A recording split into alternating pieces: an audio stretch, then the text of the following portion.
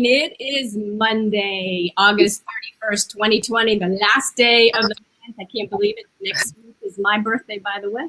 Okay. Happy birthday.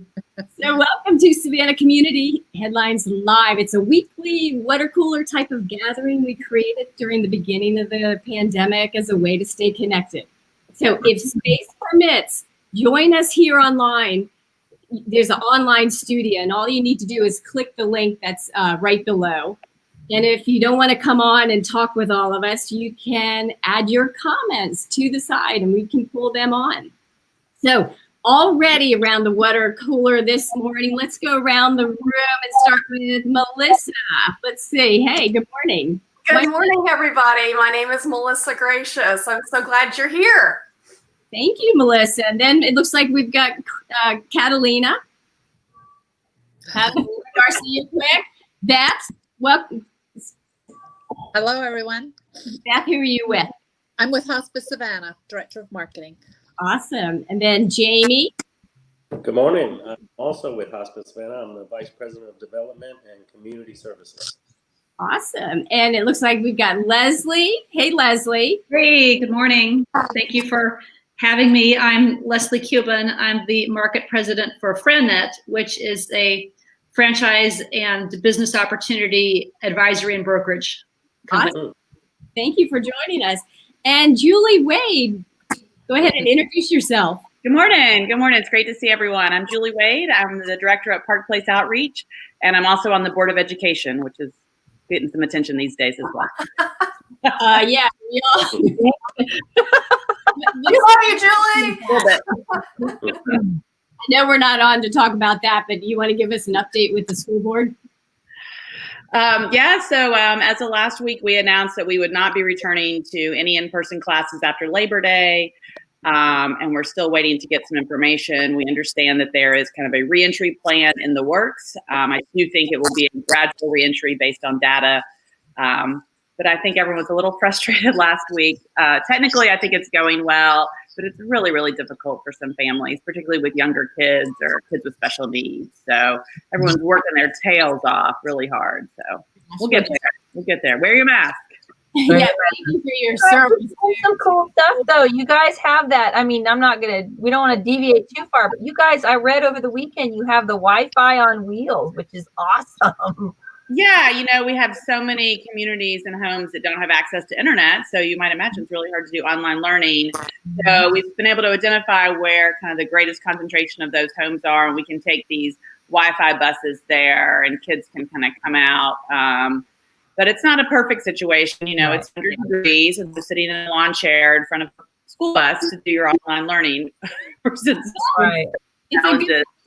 But it's a start. It's a start, and I think it's created a lot of bigger discussions about, infrastructure and internet access and lots of those bigger things that we've been dancing around for a while, and this really brings it to the forefront. We were talking before we started about, all the technology available, and there's so many options, but if you can't access it, it's not all that helpful to you. Right. So Julie, there is the company SpaceX. They announced that the end of this year in 2021, all the satellites that they've put up will be able to access Wi-Fi. Oh, wow. That's great. Yeah. I think there's a lot of bad that's come from this, but there's a lot of good. And if we can work on some of these deficiencies that are now so apparent to make our community better, but just like you should be able to access water and power, you really should be able to access internet, and we need to figure out a way to get it there for everyone. Yeah, well, SpaceX definitely. I mean, I just read an article about it saying it should be ready at the end of this year. Amazing! Wow. We're doing such cool work. Well, thank you for all the work that you guys do. I mean, people don't realize there's 40 some odd thousand students in our school district, and where the situation isn't ideal for some, you guys are trying to work across to, a very large, broad space. So kudos for trying to meet people where they are and providing them the resources they need so that they can be successful. Thanks. And everyone has worked so hard. So while it's frustrating and there's glitches, it is not due to lack of hard work. It's just a really difficult situation. Julie, my 14-year-old son came into my office yesterday, and he's starting his freshman year in high school right now at Savannah Arts. And he sat down, he just kind of went, "Mom, I'm so frustrated that school's not going back, but I don't blame anybody in the government or at the school. It just is what it is right now, and everyone, including me, is doing the best that they can." So I was so proud of him, and he knows that about you and everybody that's doing the great work that you're doing. And I do think it's harder for those. I have a 6th grader, and so when you're going into a new school, but you don't know what the school is, and you won't have that community spirit, I think it's hard for those 6th and 9th graders that are coming from different schools and don't have that peer group and don't know the school. So we recognize that certain grades or certain populations, it's more challenging than others. So your other hat that you wear, Julie, is the executive director of Park Place Outreach. It's go ahead and tell us what it is and how is Park Place dealing with COVID? Sure. So Park Place Outreach essentially is a teen homeless shelter. We serve runaway homeless and at-risk youth age 11 to 21 through 2 residential programs and 2 non-residential programs doing prevention and family preservation. And we've stayed open throughout. We've had kids throughout. We have not stopped providing residential services. They have looked differently than they did before this, and they've looked differently throughout. We at one time had a really low population. We saw a lot of our referral sources were not around kids. So like school counselors and social workers were not accessing kids. And so our numbers were down. Now that school is up, our numbers are definitely up. And so we have stayed working. We have deemed our employees essential employees, and they have worked 24/7 throughout. So we've got a really great team and are continuing to figure out ways. I mean, I know we all talk about like pivot and reimagine, but, trying to figure out how we can continue doing the work we do and make it engaging for kids. We are having the same struggles with online learning that all families are. We had a couple kids that we couldn't get on the first couple days. We've worked through those. So, just trying to create a safe place for everyone during this time. You have a number of fundraisers coming up. What's the latest? So interesting. We had one. Beth was there. Thank you. I think everyone, we've got a few nonprofits here trying to figure out fundraising. The big events that we all love and rely on just are not going to happen. And we actually had this situation. So we had planned a Derby party back in May when the Derby was to run. It was going to be out in Reynolds Square. It was in partnership with the Pink House. It was going to be lovely. And then when it got moved to September, we moved our event to September in Reynolds Square, had the permit, everything was lined up, all the things that everyone in nonprofit knows. And then about a week and a half ago, the mayor announced that there would be no events with 50 or more people in any public spaces. And I sent my long email about why I thought our event was in compliance and everything. But ultimately, we worked with the mayor and have pulled that event outside of Reynolds Square, which was frustrating because that's right where the Pink House is. And we had a lovely layout, and we had these boxes we were selling where people would be in sort of their own box, so you wouldn't be mingling around. Mm-hmm. So what we did, and this all happened last Wednesday, I think, is we sold that event from the park, and we are now bringing the Derby to our guests. So we have 10 boxes that people have purchased, and they're now hosting at their house. I think we're doing one at Thunderbolt Marina. So it's one at maybe Place of Business, and we will bring the party to you, including a bartender, Pink House food, which is lovely, lots of liquor from Woodford Reserve, and lots of swag and raffle stuff and everything. And we are bringing it to 10 different places throughout. And so the party will go on. And I actually think, and Beth, you may weigh in, we were at an event last week, and it was really fun to be back in event space, but it was a little weird. It felt, and I don't know if this is appropriate, it felt like I was underage drinking.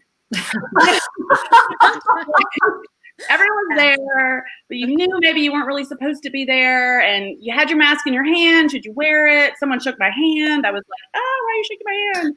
So it was super fun, but it was a little uncomfortable, and you felt a little like maybe you weren't supposed to be there. So I think with this reimagined event where we're taking it to someone's house, it sort of takes that away. It's very consistent with sort of how we've been quarantining and expanding our bubble. The bartender will also have a volunteer from Park Place will be masked. So there will, we think it will be safe. So it actually feels better to be doing it this way. So I think it worked out really well. No one has balked. Everyone who purchased a ticket is excited. Some people are having to clean their house up, which is a little bad about. But I think it'll be really fun. We're excited and really appreciate the team at Pink House and Woodford Reserve for just saying, we'll just make it work however. So Julie, if people want to buy tickets, where do they go?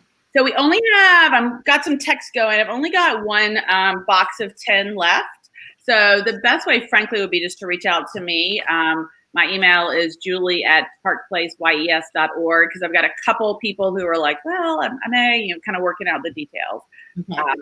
And we have this amazing trip that we are raffling off, and that is, or auctioning off, and that will now be on Facebook, and we'll push that out. But it is a trip to the Woodford Reserve Distillery in Kentucky. So you'll fly up there with the Pink House team, and the Pink House team has their own, they select their barrels. They do all these tastings and with the head master distiller or whatever he's called. And so you'll go up there with them and you'll get the whole experience of selecting the barrels to bring down to the Pink House, and you'll get a nice little vacation. So we think that is going to be really cool. So that's another way to kind of participate if you don't want to go to the event or you can't go. Gosh, it's such a difficult time for nonprofits like Hospice Savannah. I mean, tell us what you're going to do. I mean, Well, we've had to pivot too. I mean, we went back and forth and back and forth. Every summer we do what we call summer nights parties, and they raise funds to support our healing arts of music therapy and massage therapy. And so this year, our board hosted summer nights party was going to be outside at Hospice House. We were going to have food trucks and music and make it socially distant. But like Julie, it just got to be feeling more and more uncomfortable. And we just felt like, as a healthcare provider, was this really the best route for us to go? So we have decided to do a wonderful, fun virtual event, but it will be a live virtual event, which is quite a bit different from other nonprofits. Jamie, do you want to speak to vision for this? Yeah, so we really wanted to make it feel like we intended to do this all along, even though obviously we didn't. So we're going to talk about COVID. We're just going to it's a party. And so we started with Shelly Smith, who's an amazing artist here in Savannah, who created a cocktail for us, the Summer Night Cocktail, which is fantastic. And so we have a little video of that we've sent out to everybody. We've sent postcards that has the recipe for the cocktail. And then the night of the event, which is Thursday, September 24th, Kathleen Benton, our CEO, and I will welcome everyone to the event. We're gonna do some fun things, kind of let people know why it's so important, why we need to raise money for music and massage for our families.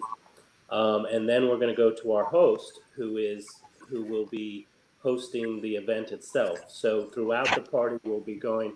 I'm actually having a party at my house on my porch. Jody Jazz Trio's playing, so we'll come to my party. We'll go to parties all over town. The host will have the opportunity for people to do a Fund the Need, so a live Fund the Need, just like at other events. And then, of course, we have 50 pieces of art and jewelry that people 10 days prior to the event can go and start to bid or purchase. There will be a live auction on the top 10 pieces.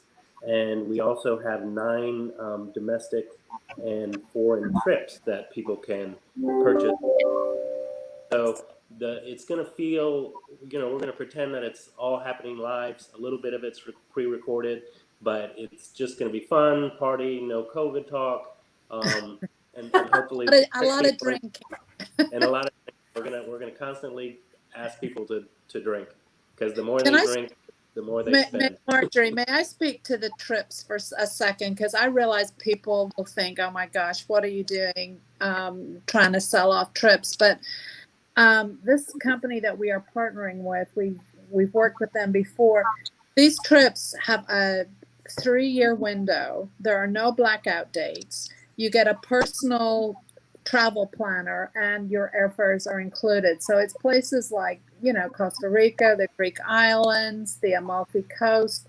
So, you know, there's a lot of trips this year, as we all know, that have been canceled. There's a lot of graduation trips that have been canceled. There's a lot of honeymoons not happening. So you can buy ahead knowing that you've got 3 years with no blackout dates on these trips. It's kind of exciting. That's fantastic. Great idea. Wow. The, Oh my the one thing, the reason it's so important, you know, Julie will know that, you know, nonprofits depend on, so our music and massage therapy services are non-reimbursable. So it relies 100% on philanthropic support. But now more than ever, they're so important. So imagine, you know, and some of you may have family members who are completely isolated in a facility, assisted living or a nursing home. So our music therapist goes to their window and plays music that has meaning to them and makes them feel connected to a different time, to a better place. And the music and massage are just as therapeutic as any pain medication we provide. So these services are vital, especially when people are isolated and, you know, feeling hopeless. So it's a big event for us. So we're excited. Our goal is $75,000. We've raised about $32,000 so far. We have great sponsors. Toby Hollenberg and Jack Wardlow with 24 Landmark, our premier sponsors. So we're excited about it. It's going to be a lot of fun. No COVID talk. No kidding. What a pivot. Great job, Hospice Savannah. I spent, I guess, 6 years on your board, and I learned so much. It's just a wonderful, wonderful organization with a lot of heart. I don't think people realize how that you're the only nonprofit in Savannah, right? The only nonprofit hospice. Yeah. Well, technically, one is structured as nonprofit, so we can't fully say that. But yes, we are the only community-based legacy hospice. We've been here 41 years. My phone keeps ringing, so.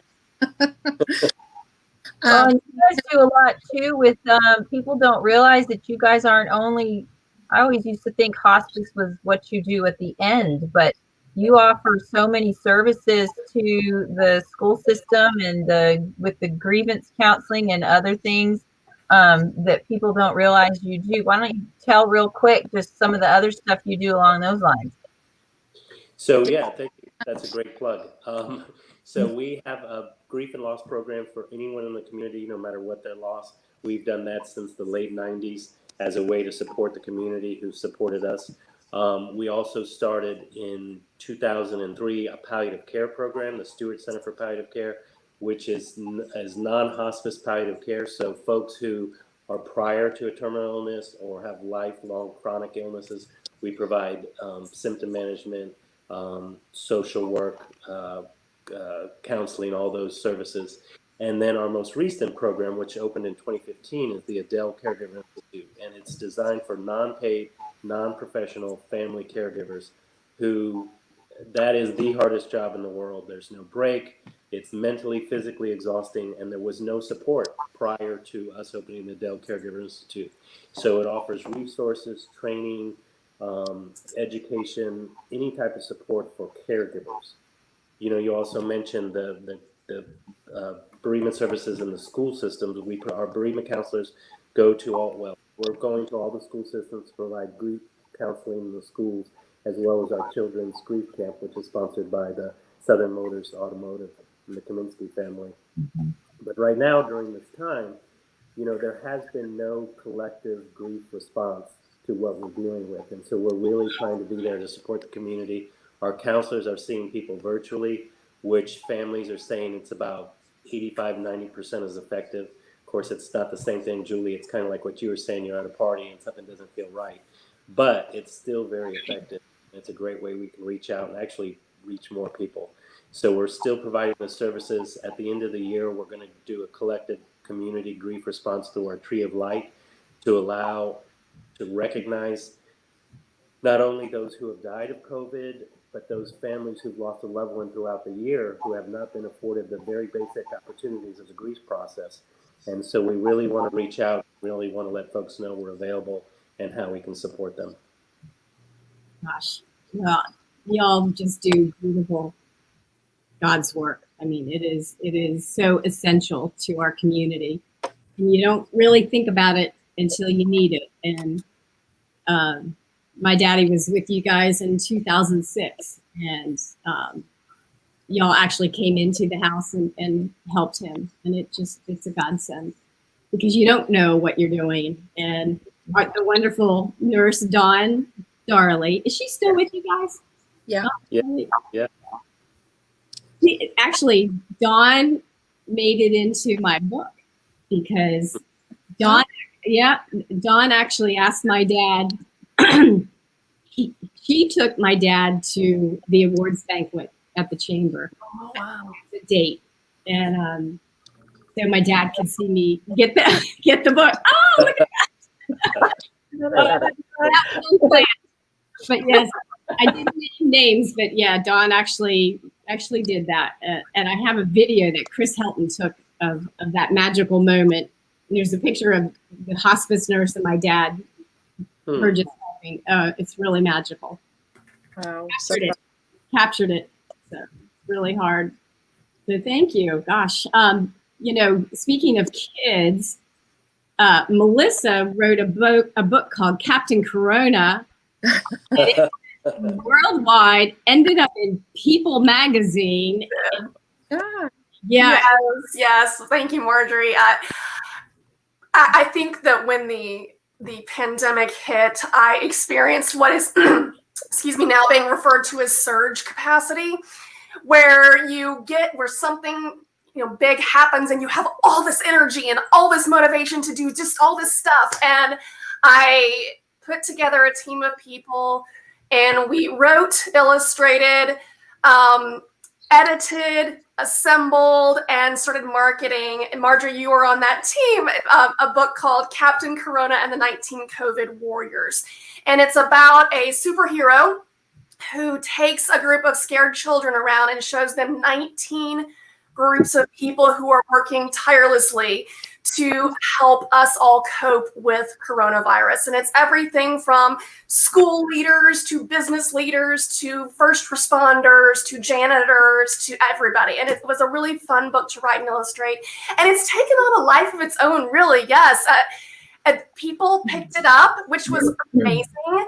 I've heard from the Department of Education in Hong Kong, and they're using it across the country and in their schools as part of their English language instruction. A company or a children's educational furniture company in India has made the book available to their clients. The New York City Department of Education has put it as a resource for the entire school system in New York City.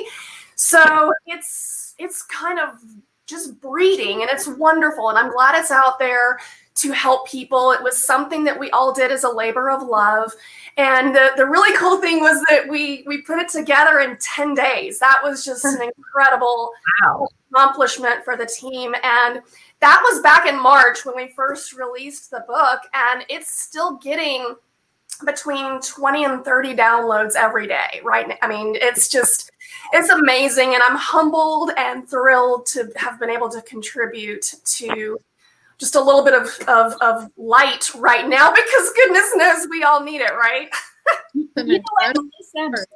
If you could donate a book to the Georgia Historical Society, they are putting together a COVID gallery collection.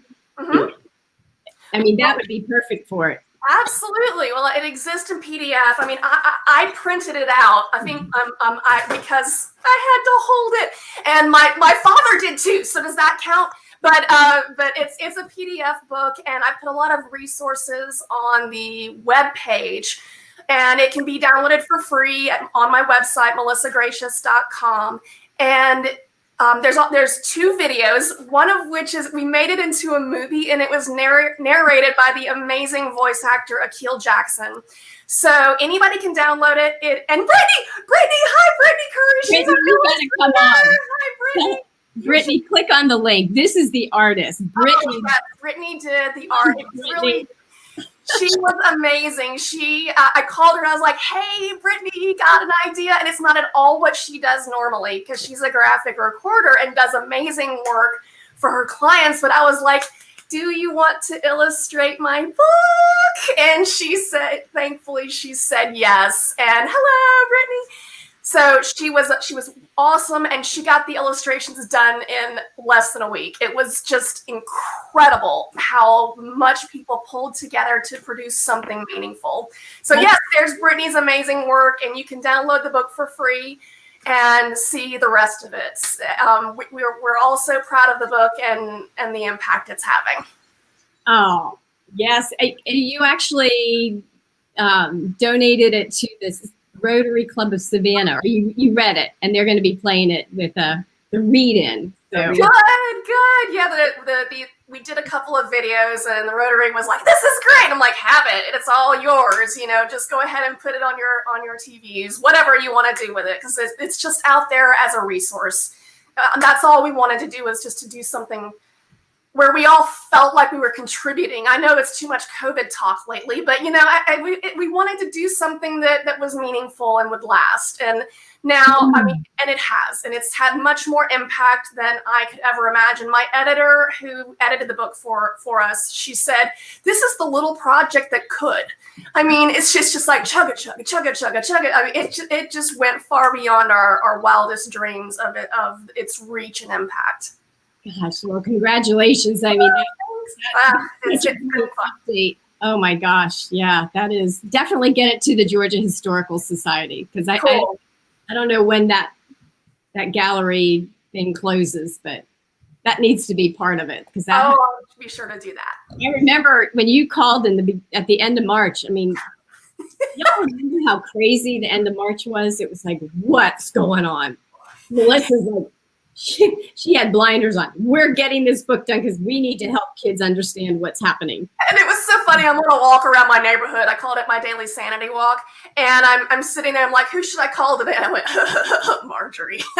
And so I called her and I'm like, hey, Marjorie, how you doing? And we talked for a little while. I'm like, I got a project and I need a press release. And she's like, yes, I'll do it. So Marjorie did the press release for us, and definitely part of the team that made all this happen. Oh, it was super fun. Super fun. So thank you for the wonderful update, Melissa. And I want to, in about another 6 months, I want to hear some more countries that it's ended up in. Excellent. So cool. That's so cool. I love that it's gone all over the world. It's like that, like you said, the little book that could. I think that's amazing. It has, and that much to my surprise. So, there are a lot of really great resources out there, and I'll put a link in the comment box to the New York City Board of Education, because they've got a bunch of other great COVID resources for educators that I think that people should be using. Captain Corona is among them. I think we were among the first. We were among the first 5 or 6 books out there, if not the first. But after that, we've got a lot of really great resources, and things have also changed in the course of the virus. I mean, masks weren't a thing when Captain Corona was published. Now they're a huge thing. So there's lots of resources on getting and helping kids understand the mask needs and that type of thing. So I'll put that link in the comments box for folks who want to look up the New York City Board of Education's free ebooks on COVID. Gosh. Julie, that might be a good book for your youngsters at the shelter. Yeah, definitely. And with the school system. So is it hard copy and electronic? I couldn't. Nope, it's just electronic, and there are video. There's 2 great videos, and that we've made a meme. Actually, my 18-year-old daughter got creative during quarantine, and she made a meme for every one of the COVID warriors. So those are on the website as well. So it was a family affair. My son was one of my editors. My daughter made the memes. My husband was the inspiration for Captain Corona. So it was. I think I solicited help from every person that I knew. What an act of love. I mean, it's very helpful. I mean, Thank you. We had a great time doing it. it's written in a way that kids, it calms them down. I mean, it's like, oh, that's why everything's happening. So thank you. Well, I mean, it is what it is because I wrote it in about 2 days. So I mean, it's out there now. It's no pulling back now. Right. But I love writing for children. My first book, if I could show you, is Serafina Does Everything. And this is your traditional hardcover book. And it's about a little girl who is overscheduled and overbooked, and she wants to do it all. She doesn't want to miss a thing. So I love writing children's books. It's a passion of mine to get important messages out to children and in a way that with which they can connect and relate. So that's Melissa's hobby, part-time. I mean, what she really does is big-time coaching and training for huge corporations. My passion is productivity, and I've owned my own consultancy since 2007. So I do one-on-one coaching and training at corporate events and large conferences. In addition to, but I love my children's book stuff too. It's fun. Well, thank you so much for that wonderful update. And now we're going to go to Leslie Kubin with FranNet. Hey, I met Leslie you were speaking at SCORE, and I was at the board meeting. Yes, right. And I think it was in January, right before things changed, that we met. Absolutely. I'm so glad I had the opportunity to come at that time, and who knows when the next time will be. Hopefully not too long. Absolutely. So tell everybody what FranNet does. Sure. Yeah, we so we're a small business and franchise and business opportunity consulting company, and the people who we help are folks usually who have never owned their own business before. They would love to own their own business, but they struggle with a couple of common issues, having never done it before. It's kind of like the big question is, well, gosh, I'd love to own my own business, but what sort of business should I get into? You know, what would be appropriate for my skills? What would I enjoy? What can I be financially successful with? And what can I feel good about doing? And what makes sense for my situation and my background and my family? And then the second big question is, well, how would I actually do it, even if I did know what kind of business I wanted to get into? So that's the nature of the consulting work that we do. And for most people who've never owned their own business before, starting a business aligned with a strong franchise brand can be a really helpful and frankly, a good way to reduce risk of starting a business where there's already a business model there. There's a lot of training initially and ongoing. It's a way for people to learn how to be in their own business and to choose a business that makes sense for all the things that are unique to them. I know that most people don't realize that a startup without a franchise, I think only like 5% survive in the first year. I mean, 95% of them go under. It's a huge risk. Yeah. And that's often because, for many reasons, people can be undercapitalized. They may know certain pieces of the business, but they don't know how to run a business, which is where, getting some help in some form or fashion can really boost someone's chances of being successful and enjoying their experience. Leslie, are you all over the country? Is FranNet everywhere? Yes, FranNet, we're a North American franchise consulting company. We've been in business for 32 years now, and we're also a franchise system. So I'm actually a franchisee of FranNet, and my area that I'm responsible for is Georgia and the Florida Panhandle. But I actually have clients all over. I have people who are relocating, or people who they want to start a business and they want to go where they're retiring or to be closer to their family, or all kinds of reasons. So yes. Do you guys also consult with people if they think their company could be franchised? So great question, and it's a different discipline. And I know enough. I've been in franchising not only my whole career, but most of my life actually. But I know enough about it so that if there's an entrepreneur and they have a business and they're interested in scaling and offering franchise licenses is one way in which they are considering scaling. I know enough to to, give a few tidbits of advice, but that's a whole different arm of consulting, which I can, of course, refer entrepreneurs to if they really are ready. So what kind of franchises are available in this Savannah area? Are there any? I don't know that. I mean, there'd be many kinds of franchises, and I think that's actually, franchising is a form of entrepreneurship. I find is really misunderstood and overlooked by a lot of people. And the natural perception is, well, we must be talking about restaurants and food, right? And that, of course, is a big and visible industry within businesses that are franchised. But I actually have a lot of clients that are choosing service businesses of all different kinds in home remodeling or home services, in staffing, in custom sign production, in education, in fitness and wellness. I mean, I'm not saying this to say anything negative about being in the food business. It's just that there's so many other choices that people don't typically think about. Wow. Well, that is, when you spoke at SCORE, I just had never really I didn't really know anything about franchise because my world is, startup, 25 years. But yeah, it's hard. It's really hard. Do you have any PR firms that are franchised? There's certainly, there are PR firms that specialize in working with franchising companies. Right. But I mean, like to buy a PR franchise, probably not. Not that I've heard of, actually, which is actually a good point that not all businesses would make sense to grow using a franchising model because it's very regulated. It needs to be a business is appropriate for franchising if you can train somebody how to do it who has no experience in it pretty quickly.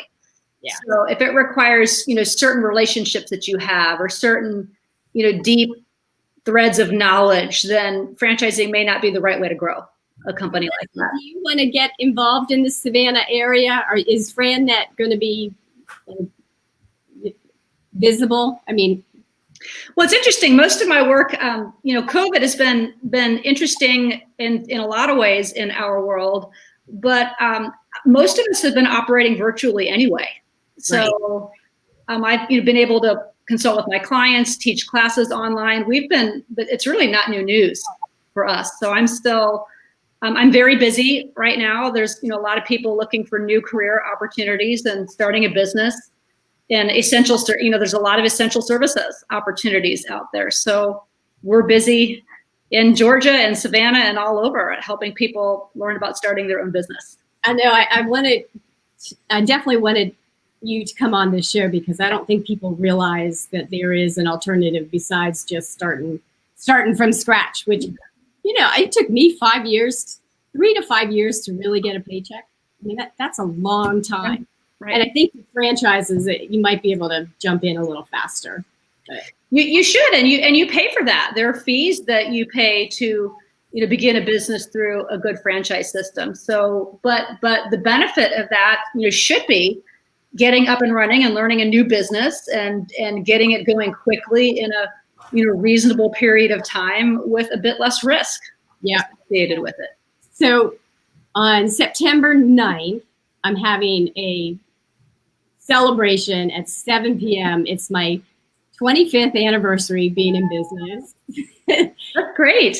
My 60th birthday party. And then my book launch. So we're going to go live on September 9th at 7 p.m. And Van wrote a beautiful proclamation for my 25th anniversary. So we'll read that. I got to figure all this out. But all I know is COVID has squished all of our plans, from the book launch to my 25th. And now it's my birthday. It's like, heck no, we are going to pivot. We're going to have a party. And it's going to be online, just like I'm streaming right now. So I hope y'all can join it. It's going to be fun because we need it. Oh, there's Corey. Hey, Corey. Hey. That's Diana's daughter. I bought this from them. This is my backdrop that I got from them. They have all sorts of really cool things. Corey, you want to come on? Thanks, Corey. Your mom's so anyhow, so mark your calendar for next week. We're not going to have the water cooler next Monday because it's Labor Day, but we are going to have it the following week. But definitely tune in for my birthday and join me. We're going to have people pull them on live. So anyhow, all right, guys, we are going to wrap it up. And it was wonderful talking with everybody. Wait, we got a few comments here. Hold on a second. Hold on. I know we haven't even checked our feed this morning. We've been chatting away. I know.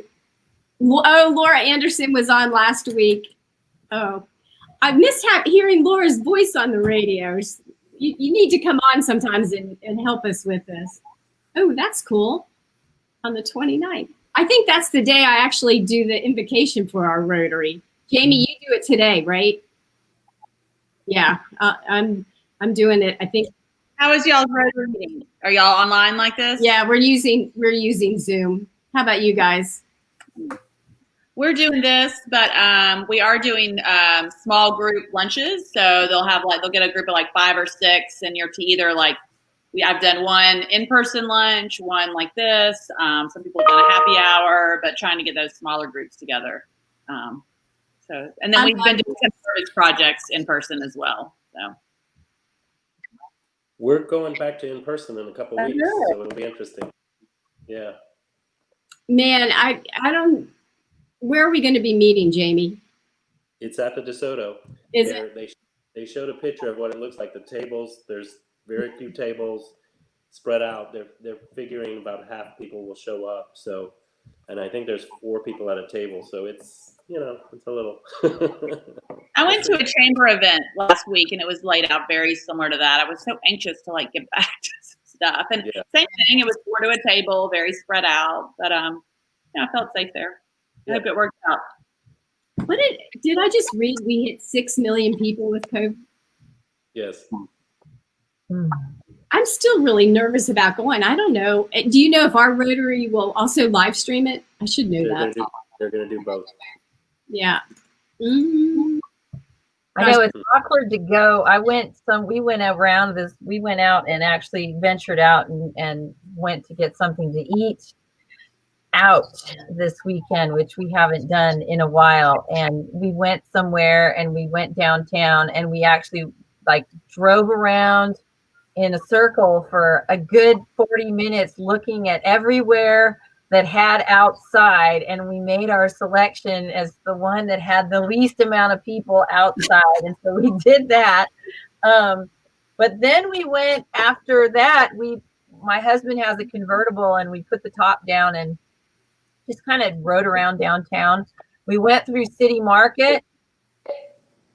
We're never getting better if it's up to, no offense to the college people that are doing the right thing, but we are never going to get better if these folks hitting the clubs and bands. And I mean, it was lines around the building, and just the city mask people were probably having an aneurysm if they drove by. It was crazy.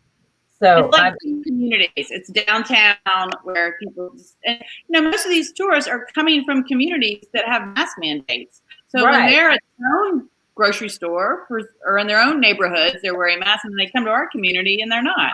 But any grocery store I go to, anywhere out where I'm running my regular errands, I feel like everyone is really taking it seriously. But downtown, totally different. Downtown, if you're like, we had some people that were out there like, come, we're downtown, we're at this bar, we're watching a band. I'm like, you people are crazy. No, but you know what? It's everywhere. Not just here. Like my mother lives in Pacific Grove in California, which is a huge tourist destination. It's like Monterey and Pacific Grove are side by side, and everywhere there is shut down. And they come to places that are, they come to the fun, they come in to the tourist places because everyone's trying to get out, and then they go.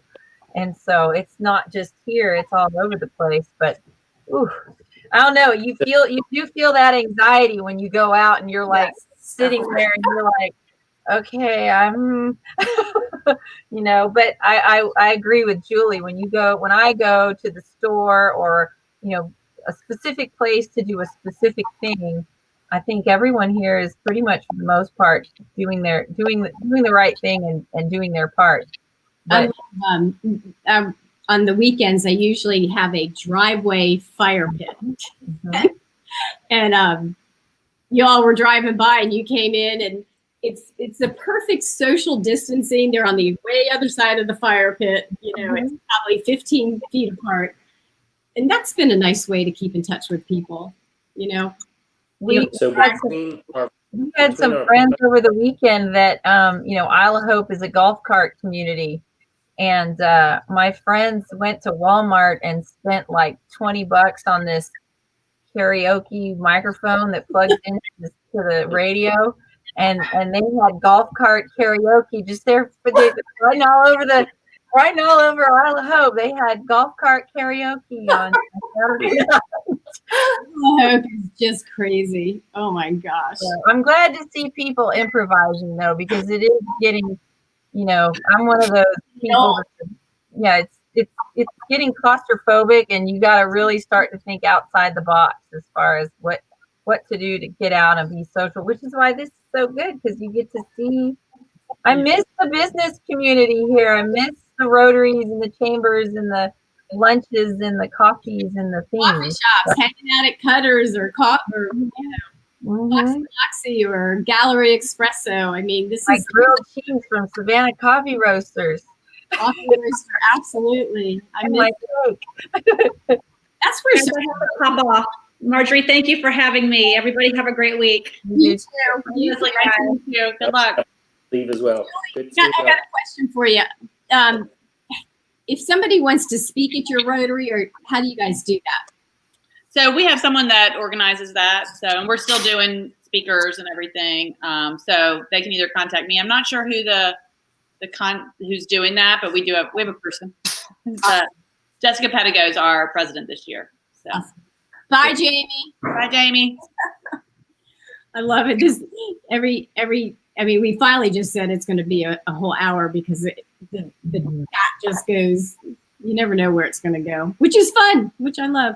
So anyhow, but it is Monday morning and I got to go to Rotary. So we are going to sign off and see y'all not next week, but the week after that.